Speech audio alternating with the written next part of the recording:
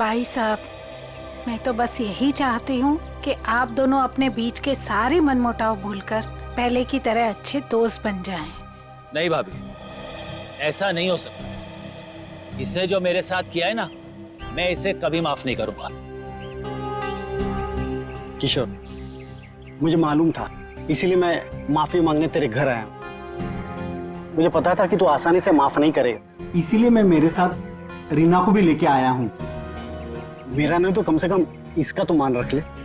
हाँ भाई साहब, 5 साल हो गए आप दोनों के बीच की इस दूरी। अरे जो दोस्त एक दूसरे को देखे बिना रह नहीं सकते थे, आज वो एक दूसरे को देखना तक पसंद नहीं करते। प्लीज भाई साहब मान जाइए ना। अरे भाभी, ये वीरेंद्र ने जो मेरे साथ किया है ना, मैं इसे। भाई साहब, भाभी मानते हैं ना आप मुझे, तो प्लीज मेरी बात मान लीजिए। कल ये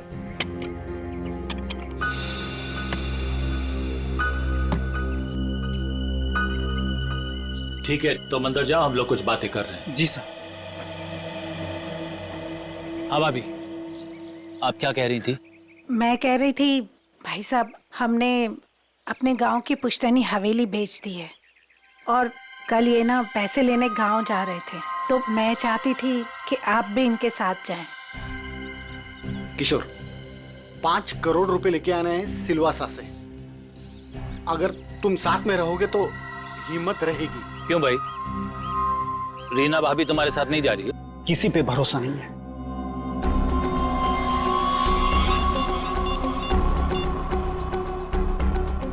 हेलो, मालिक कल 5 करोड़ रुपया लेने के लिए बीरेन जी के साथ उनके गांव सिलवासा जा रहे हैं।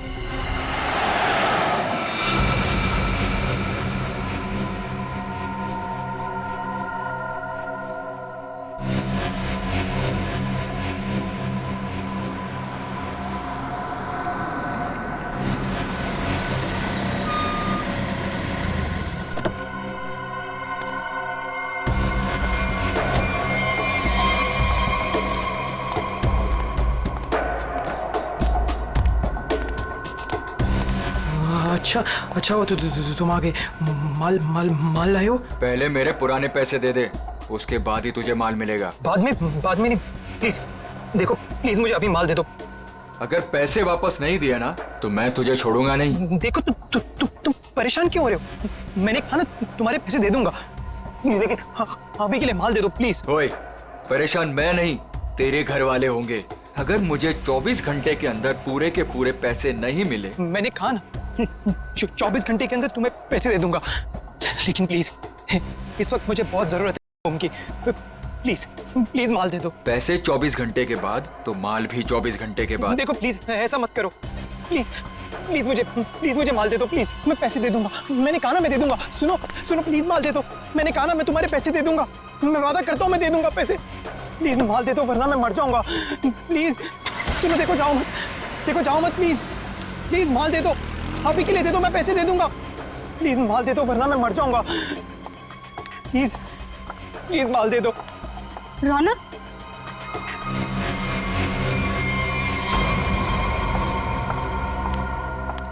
ये क्या हालत बना रखी है तुमने? ये सब छोड़ क्यों नहीं देते हो रौनक? तुम यहाँ क्या कर रही हो? तुम्हें कहा था ना मैंने यहाँ नहीं आने के लिए, फिर यहाँ क्यों आई? मुझे पता है रौनक, दोपहर से तुम्हारी तबीयत ठीक नहीं थी, इसलिए तुम्हें देखने के लिए तुम्हारे रूम पे भी गई थी, पर वहां पे ताला लगा हुआ था। तब मुझे पता चला कि तुम कहाँ मिलोगे। सुना ना, थोड़ा कर्जा हो गया मुझ पर। थोड़ा नहीं रौनक, मुझे पता है कि तुमने काफी पैसे उधार ले रखे। रौनक, अगर तुमने उनके पैसे नहीं लौटाया ना तो देखो, घबराओ मत, कुछ नहीं होगा मुझे। नेहा, तुम्हें पता है ना कितने खतरनाक लोग हैं वो। अगर तुमने उनके पैसे वक्त पे नहीं लौटाए ना रौनक, पता नहीं वो लोग क्या कर देंगे। मैंने कहा ना मुझे कुछ नहीं होगा। इस बार एक बड़ा प्लान है मेरे पास, एक फुल प्रूफ प्लान, जिससे उन्हें उनके पैसे भी मिल जाएंगे और मेरा यह हाथ कांपना भी बंद हो जाएगा।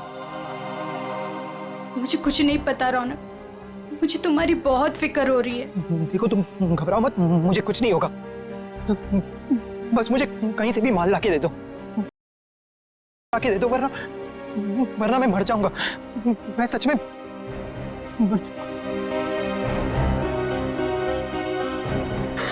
रौनक, रौनक, रौनक तुम ठीक हो ना?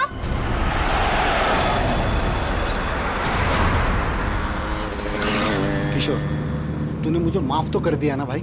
यार तू भी कमाल का आदमी है, 50 बार मेरे से बोल चुका है, थकता नहीं है क्या?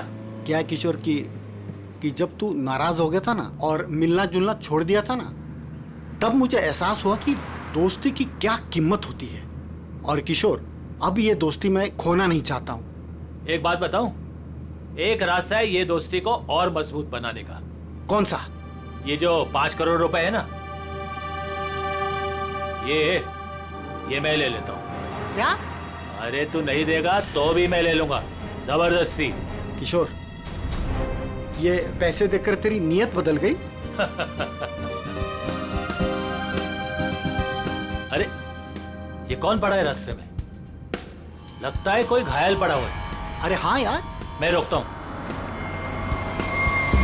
देखो एक काम करो, ये पैसे संभालो, मैं देखता हूं उसको। जी। लगता है कोई गाड़ी मारकर चली गई उसको। अरे क्या हुआ? सुनो, क्या हुआ? अरे भाई साहब, होश में आओ।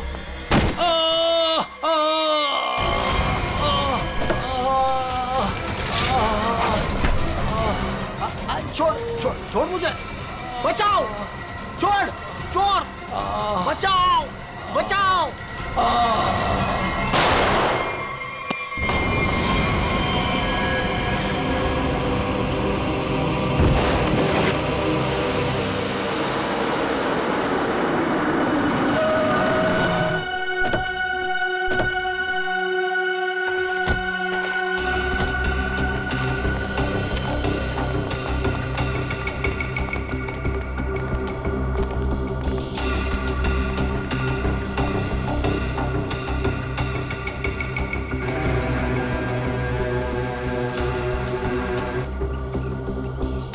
सड़क है? देख जरा, जिंदा है क्या? किशोर है सर। जो कुछ भी हुआ यहाँ पर यह हादसा, आप में से किसी ने देखा है?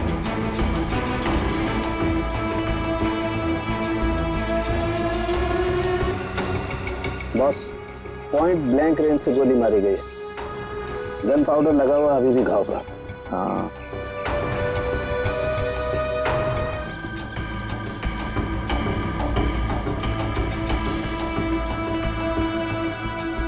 सर, गाड़ी के अंदर से ये नोटों की गड्डी मिली है और ये टूटा हुआ है, लगता है ब्रीफकेस का टुकड़ा है। सचिन, ब्रीफकेस का ही टुकड़ा है। ब्रीफकेस का टुकड़ा और ये सब गाड़ी के अंदर मिला, तो जरूर गाड़ी के अंदर ब्रीफकेस होनी चाहिए सचिन। हो सकता है उस ब्रीफकेस के अंदर पैसे भी हो और शायद उसी लिए ये सब हुआ होगा। देखते हैं, पता चल जाएगा।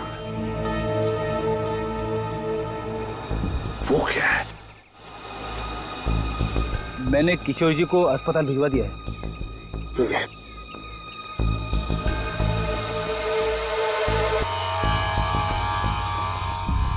ब्रेसलेट?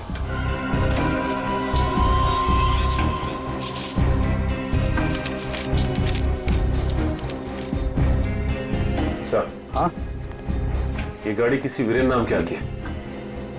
लगता है सचिन वो किशोर है, तो फिर यही वीरेंद्र है।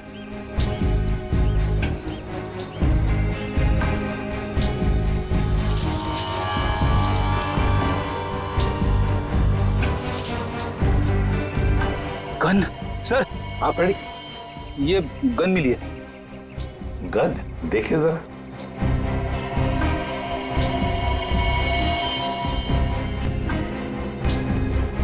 बॉस, इस ब्रेसलेट पे एक किस्म का केमिकल है। अब वो कौन सा केमिकल है ये लैब में ले जाकर पता चलेगा। ठीक है।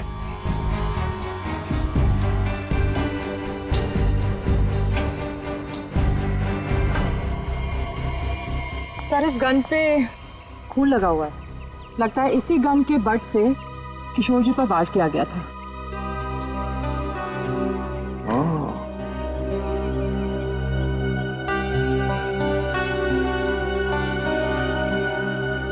गाड़ी,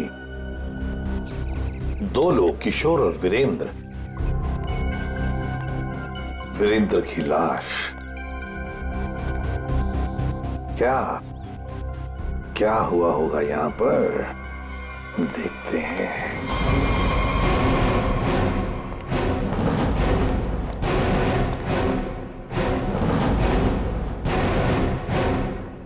किसी न किसी वजह से गाड़ी यहां पर रुकी। किशोर गाड़ी में से बाहर निकला, उसकी पीठ इस तरफ थी, बस उसी में किसी ने आकर उसे यहां सिर पर वार किया और किशोर यहां पर गिर गया। हो सकता है ब्रीफकेस में पैसे थे। वीरेंद्र शायद पैसे की बैग लेकर अपने आप को बचाने की कोशिश में भाग रहा था। खूनी ने उसे देख लिया और दबोच लिया। दोनों में हाथापाई हो गई। वीरेंद्र को पॉइंट ब्लैंक रेंज पर गोली मार दी। ये जो कुछ भी है पैसों की वजह से ही हुआ है, पर किसने?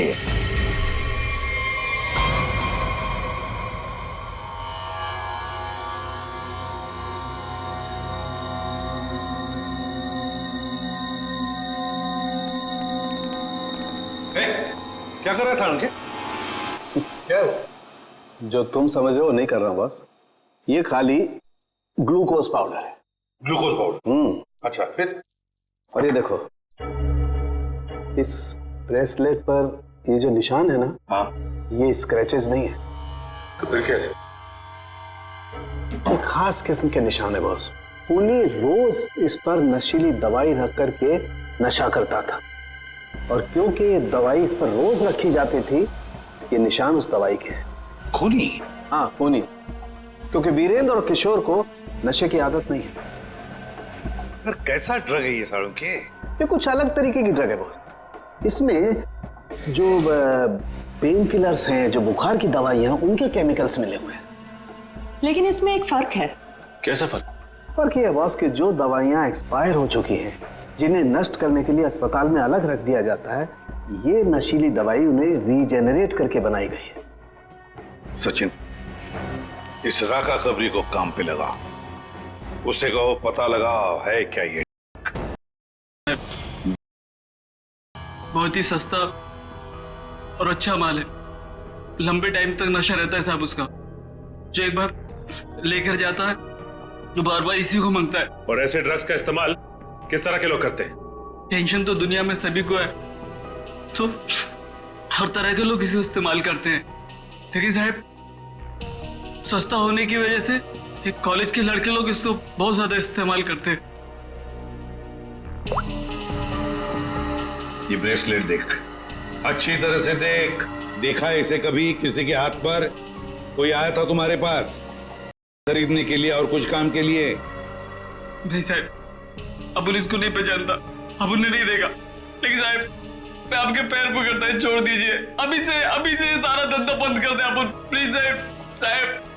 तुम जैसे सब लोग यही कहते हैं। तुम लोगों को कहां बिठाना है ना, सब पता है हमें।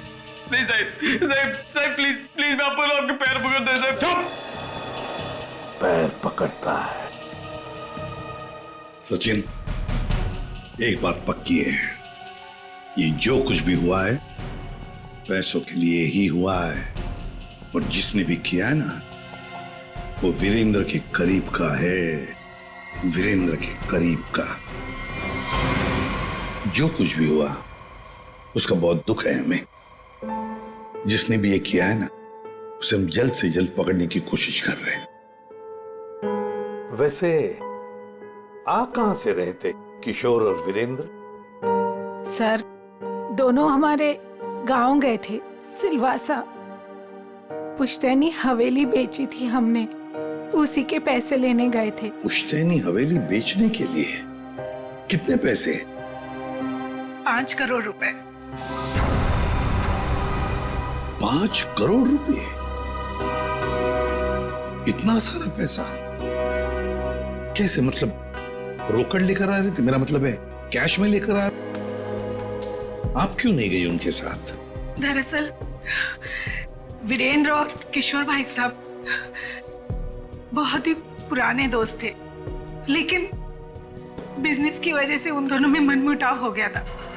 अभी कुछ दिन पहले ही उन दोनों की बातचीत शुरू हुई थी। मुझे लगा कि दोनों एक दूसरे के साथ रहेंगे तो उनके गिले शिकवे दूर हो जाएंगे, इसीलिए मैं उनके साथ नहीं गई थी। अच्छा एक बात बताइए, किशोर और वीरेंद्र इन दोनों के बीच में दोस्ती टूटने की वजह क्या थी? पैसा। पैसा? दरअसल दोनों दोस्तों ने मिलकर एक कंपनी खोली थी, लेकिन वीरेंद्र ने अपने निजी काम की वजह से बाहर से कंपनी के नाम से पैसा उधार ले लिया था। अच्छा। और टाइम पर पैसा ना चुकाने की वजह से कंपनी का नाम खराब होने लगा था। और जब ये बात किशोर भाई साहब को पता चली तो उन्हें बहुत ही गुस्सा आया और दोनों में कहा सुनी हो गई। आपको ऐसे नहीं लगता है कि शायद किशोर का हाथ हो इसमें? आइए साहब, आइए। मालिक इस कमरे में। ठीक है, थैंक यू। किशोर जी। अरे आप लोग संभालिए। कैसी तबीयत है आपकी अब? ठीक है, पहले से तो बेहतर हूं। एक्चुअली जो हादसा आप लोगों के साथ हुआ है उसके बारे में हमें थोड़ी पूछताछ करनी थी। हाँ बोलिए ना। जिस कार में आप और वीरेंद्र आ रहे थे उसमें हमें एक ब्रेसलेट मिला है, ये उसकी फोटो है। आप इसको पहचानते हैं? नहीं, इसके बारे में मुझे कुछ नहीं पता। ठीक है, ये बताइए कि उस दिन हुआ क्या था?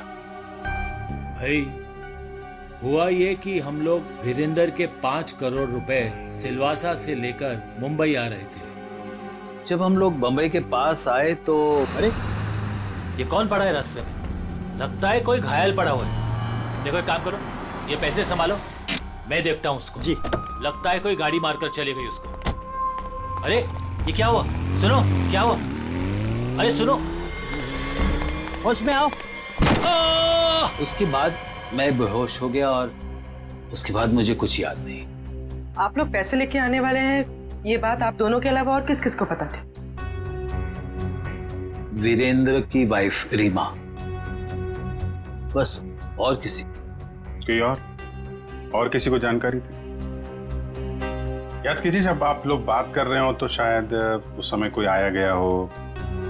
बीच में मेरा नौकर गनू चाय लेकर आया था।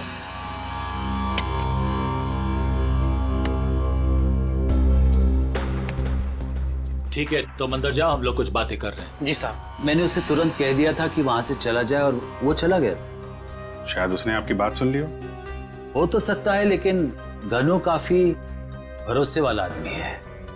वो मेरे यहाँ कम से कम 4 साल से काम कर रहा है। देखिए किशोर जी, 5 करोड़ की बात सुन के अच्छे की नीयत बिगड़ सकती है। नहीं तो एक साहब, आप लोगों के लिए चाय लाया। Thank you very much. हम लोग ड्यूटी के समय कुछ खाते पीते नहीं हैं। वैसे मेहमानों का काफी ख्याल रखते हो तुम। साहब, जब यही काम करना है तो ईमानदारी से करें।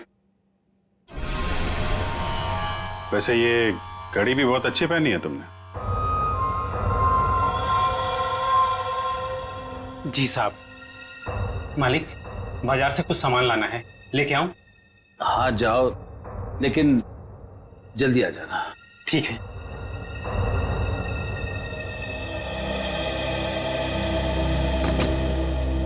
मतलब कोई और आया गया नहीं जब आप ये बात कर रहे थे पैसों की? नहीं, ऐसा तो एक सेकंड, मुझे याद आ रहा है, उस वक्त वहां रीना का भाई करण आया था। करण? आई सी। लेकिन तब तक तो हमारी बातें हो चुकी थी। ठीक है, अभी आप आराम कीजिए, जरूरत पड़ी तो आपको दोबारा परेशान करेंगे। जी जरूर। Thank you very much. अच्छा जी, बाय। ये जो नौकर है ज्ञानो, ये कुछ गड़बड़ लगता है, इस पर नजर रखनी पड़ेगी।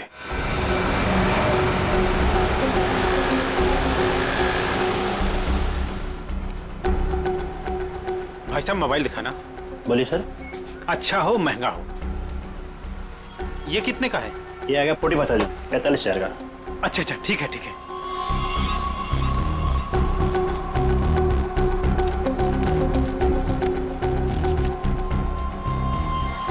ये लीजिए पैसे। Hello hello. हाँ अच्छा सर, आप लोग यहाँ? महंगी घड़ी, महंगा फोन है, कहाँ से लेके आया? बताता हूँ सर, बताता हूँ। उस दिन मैंने रौनक बाबा को फोन किया था कि किशोर साहब और वीरेंद्र साहब ढेर सारा पैसा लेने जा रहे हैं। कौन है ये रौनक है? रौनक बाबा किशोर साहब के खानदान की आखिरी निशानी है, उनके पोते हैं। लेकिन घर पे तो दिखाई नहीं दिया ये रौनक, और ना ही किशोर जी ने उसका जिक्र किया। वो हॉस्टल में रहते, वो घर ज्यादा नहीं आते हैं। तुमने ये पैसे वाली बात रौनक को क्यों बताई? रौनक बाबा को पैसे की जरूरत रहती थी, किशोर साहब उतने पैसे नहीं देते थे उनको, और वो जब घर आते थे तो वो उनके लॉकर से पैसे चुराते थे और मैं उनकी मदद करता था और वो मुझे आधे पैसे देते थे। एक बच्चे को सुधारने के बजाय तू उसे बिगाड़ रहा था।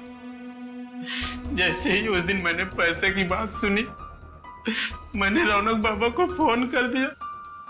मुझे लगा कि रौनक पैसों की चोरी करेगा और तुझे भी आधा देगा। क्यों? वैसे रौनक इतने सारे पैसों का करता क्या था? मैंने उनसे कभी पूछा नहीं। ये देख, ये देख, ये ब्रेसलेट रौनक का है? नहीं साहब, मुझे नहीं पता। वैसे बहुत दिन से वो घर नहीं आ रहे और मैंने उनके हाथ में देखा नहीं कभी। रौनक ने तुझे फोन करके बताया इस चोरी के बारे में? साहब, मैं 2 दिन से उनको फोन करने की कोशिश कर रहा हूँ, उनका फोन लग नहीं रहा। सर हो ना, रौनक का ही हाथ लगता है इस खून और चोरी में। कहाँ है रौनक का हॉस्टल? बता।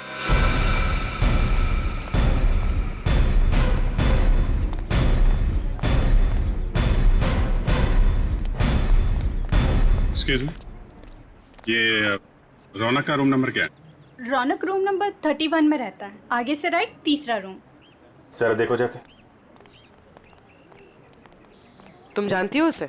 हाँ हाँ, बहुत अच्छे से, फ्रेंड है मेरा। क्या नाम है आपका? मेरा नाम नेहा है। पर आप लोग कौन हो? हम लोग सीआईडी से। सीआईडी? सब ठीक है ना? आप जरा ये फोटो देखिए ब्रेसलेट की, इसे पहचानती हैं आप? ये ऐसा तो बिल्कुल रौनक के पास है, मैंने गिफ्ट किया था उसे। पर आप लोगों को कहाँ से मिला ये? वहीं जहाँ पे रौनक ने इसे गिराया था। एक बात बताओ, ये रौनक देता है क्या? नहीं नहीं तो।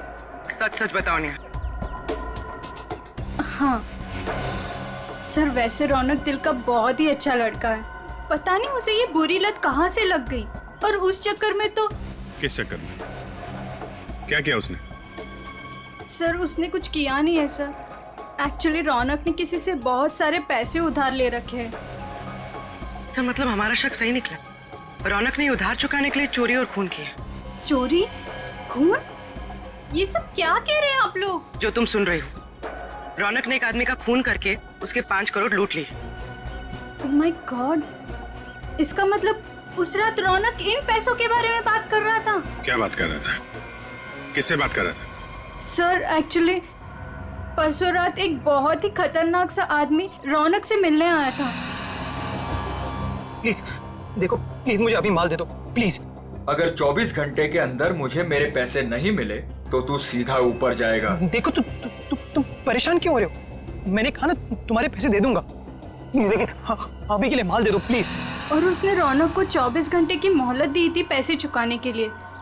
रौनक ने मुझसे कहा कि उसके पास एक फुल प्रूफ प्लान है, पर जब कल रात वो हॉस्टल लौटा तो मिट्टी से पूरा लथपथ था और पता नहीं डरा डरा सा लग रहा था। तो रौनक ने ये सारा कुछ ड्रग्स के लिए किया है। सर ये वार्डन राजेश जी का कहना है कि किशोर जी थोड़ी देर पहले यहाँ पे आए थे, अपने पोते रौनक को यहाँ से अपने साथ लेकर चले गए। निखिल, तेरा फोन लगाओ किशोर जी को। क्या बताया? क्यों लेके चले गए? हाँ साहब, पता नहीं क्या बात हुई, किशोर जी बहुत जल्दी में लग रहे थे। सर किशोर जी का फोन नॉट रीचेबल है। सर मतलब ये दादा पोते मिलकर ये खूनी खेल खेल रहे हैं। किशोर जी के घर चलना पड़ेगा।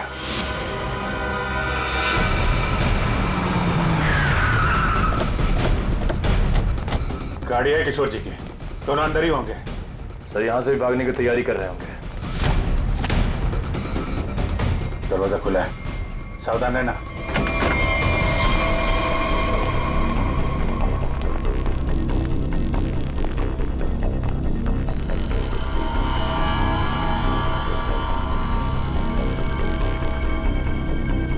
सर सारा सामान बिखरा पड़ा है। सर लगता है यहाँ पे हाथापाई हुई है। लेकिन ये रौनक और किशोर हैं कहाँ? देखो जरा।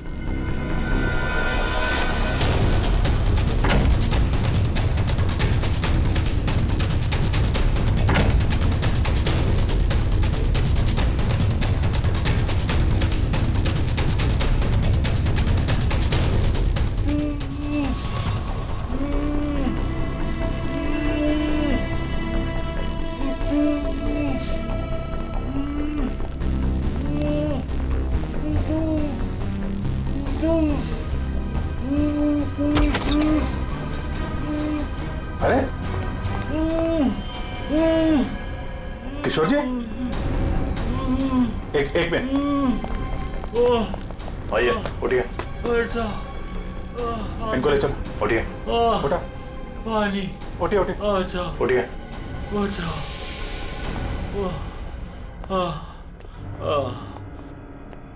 पानी दो इनको। Yes sir.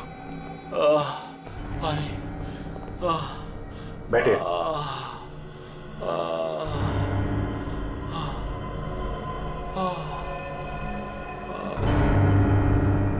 किसने किया ये सब? पता नहीं सर, वो कौन लोग थे। उन्होंने मुझे मार मार कर बेहोश कर दिया और वहां बेसमेंट में फेंक दिया सर।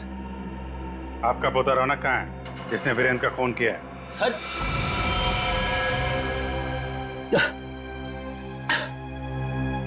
आपको रौनक के बारे में कैसे मालूम? आपको क्या लगता है आप रौनक के साथ मिलकर प्लान बनाएंगे, वीरेंद्र का खून करेंगे, उसके पैसे लेके फरार हो जाएंगे, हमें कुछ नहीं पता चलेगा? ये आप कैसी बातें कर रहे हैं? वही जो सच है। नहीं सर, रौनक ने किसी का खून नहीं किया, वीरेंद्र का खून किसी और ने किया है सर। आपने हमें नहीं बताया किशोर जी, लेकिन हमें पता चल चुका है। वीरेंद्र की कार में जो ब्रेसलेट मिला था वो रौनक का है। रौनक ने खून किया है, वो खूनी है। नहीं सर, रौनक ने खून नहीं किया सर, वीरेंद्र का खूनी कोई और है। अच्छा, आपको ये कैसे पता? आप तो वीरेंद्र के मरने से पहले ही बेहोश हो गए थे ना? सर मेरी बात सुनिए, जब मुझ पर वार हुआ ना, मैं एकदम से बेहोश नहीं हुआ था, मैं तो धीरे धीरे।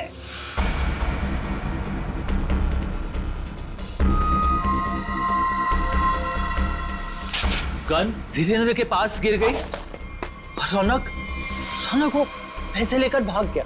झूठ पे झूठ बोल रहे हैं आप किशोर जी। गन हमें वीरेंद्र की बॉडी के पास नहीं, वहां से काफी दूर मिली थी। और जब आपको पता चल गया कि रौनक पकड़ा जा सकता है तो आप हॉस्टल से उसे ले आए और कहीं छुपा दिया? नहीं सर, मैं झूठ नहीं बोल रहा हूँ। मैं रौनक को हॉस्टल से इसलिए लाया ताकि मैं उसे जल्द से जल्द विदेश भेज दूं। उसकी जान खतरे में थी सर। मानना पड़ेगा सर किशोर जी को, क्या कहानी लिखते हैं, फिर से नई कहानी गढ़ डाली है ना? सर मैं कोई कहानी नहीं गढ़ रहा हूँ, ये सच बात है।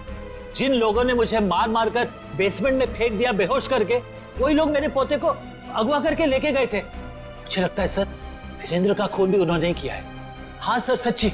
लेकिन वीरेंद्र का खून उसी गन से हुआ है जो हमें क्राइम सीन पे मिली है, समझे आप? एक मिनट, ये कह रहे हैं कि गन वीरेंद्र की बॉडी के पास थी। हाँ, जबकि गन हमें वीरेंद्र की बॉडी से दूर मिली है। तो कहीं ऐसा तो नहीं कि इनके बेहोश होने के बाद कोई वहां पर आया और उसने वीरेंद्र का खून किया और गन वहां छोड़ के चला गया? लेकिन सर ऐसा कौन करेगा? वही जो रौनक को झूठे खून के मामले में फंसाना चाहता है। सर उसी हादसे के बाद रौनक को धमकी वाले फोन आने लगे। किस बात की धमकी? वो पैसों की, 5 करोड़ की। पैसे कहाँ हैं? पैसे? सर वो रौनक मुझे पैसे के बारे में बता ही रहा था। बेटा तू घबरा मत, तू बता साफ साफ क्या हुआ। दादाजी वो पैसे। हाँ बोल। दादाजी बता कहाँ है पैसे? क्या कर रहे हो दादाजी ये लोग क्या कर रहे हैं? छोड़ो। चल जल्दी बता, पैसे कहाँ हैं? मुझे नहीं मालूम पैसे कहाँ हैं, मुझे नहीं पता। तू ऐसे नहीं मानेगा। दादाजी ये लोग क्या कर रहे हैं? छोड़ो, इससे पता लगा लेंगे। दादाजी ये रौनक का सारा सामान कहाँ है? रौनक का सामान उसके हॉस्टल के रूम में। मुझे रौनक की जान की इतनी फिक्र थी कि सब कुछ छोड़ के रौनक को घर लेके आ गया। रौनक का हॉस्टल चेक करना पड़ेगा। आइए सर, यही है रौनक का कमरा।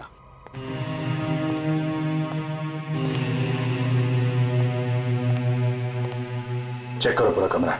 सर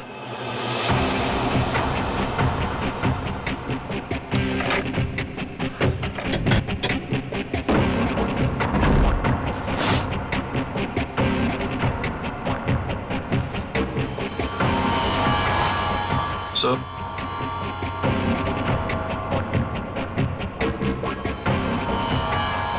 सर ये रौनक के कपड़ों पे, जूतों पे मिट्टी, इसके बारे में कुछ जानते हैं आप लोग? हाँ सर, कल उसने यही कपड़े पहने थे। मैंने उससे पूछा भी था, उसने बताया कि वो कहीं गिर गया था। बस के टिकट से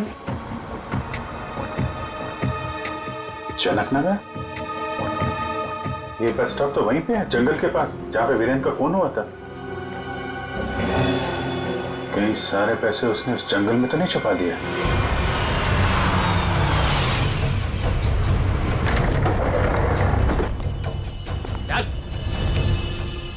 चल बाहर, चल आगे चल। थोड़ा पता किधर है? थोड़ा दे दो वरना मैं मर जाऊंगा। चल उधर, पता किधर है? बताता हूँ, लेकिन पहले थोड़ा सा माल दे दो ना प्लीज, वरना मैं मर जाऊंगा। होशियारी बंद कर, जितना बोला उतना कर।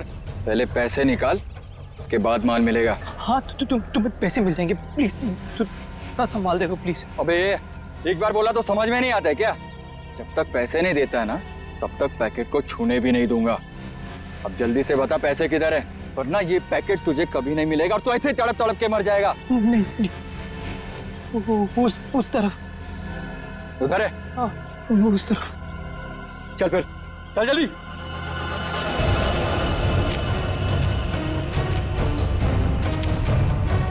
कहीं हमें बेवकूफ तो नहीं बना रहा है तू? सीधा ये यहाँ से। सीधा? थोड़ा माल। कहाँ से? एक मिनट। अब किधर है? मैं वो यहाँ से सीधा ही है, सीधा है। चल सीधा। तो थोड़ा दे दो ना प्लीज, तो थोड़ा दे दो वरना मर जाऊंगा मैं। और कहाँ जाना है? बता जल्दी। वो रहा निशान। बेवकूफ तो नहीं बना रहा हम लोग को? नहीं, ये खड्डा है। चल।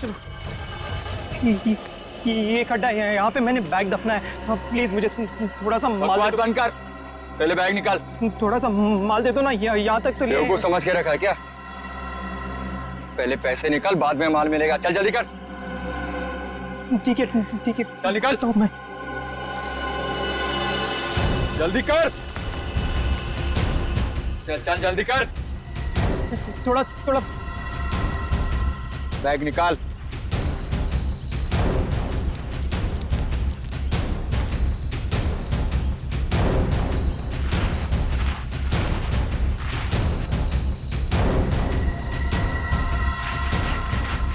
तू ऐसे नहीं मानेगा।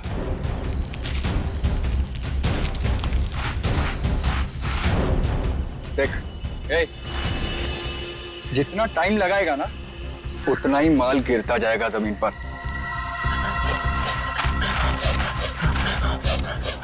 चल जल्दी कर।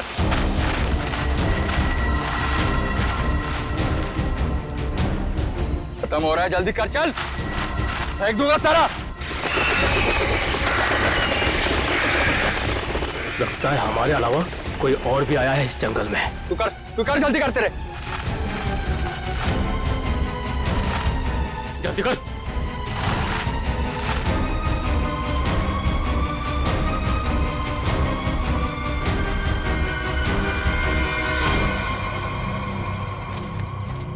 पूरा जंगल झाड़ मारते हैं।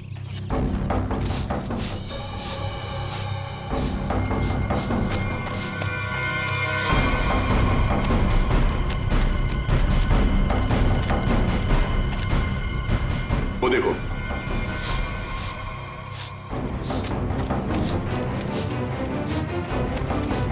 ए, रौनक, रौनक, अरे रौनक, रौनक बेटा, क्या हाल बना रखा है? संभालो अपने आप को। रौनक, कौन है इन सबके पीछे? हैं? रौनक, रौनक, रौनक बेटा, ए!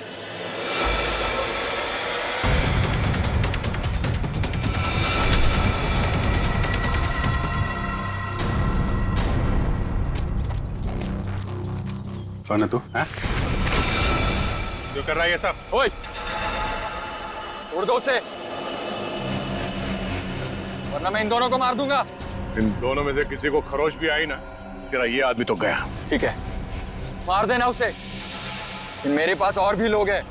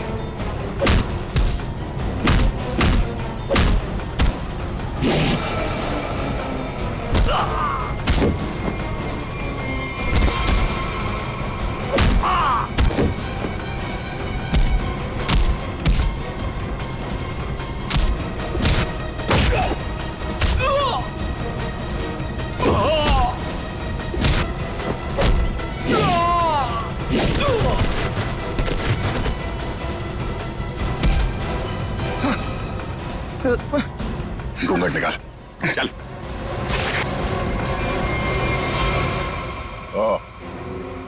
वांटेड माफिया रजनी का बेटा दिलावर।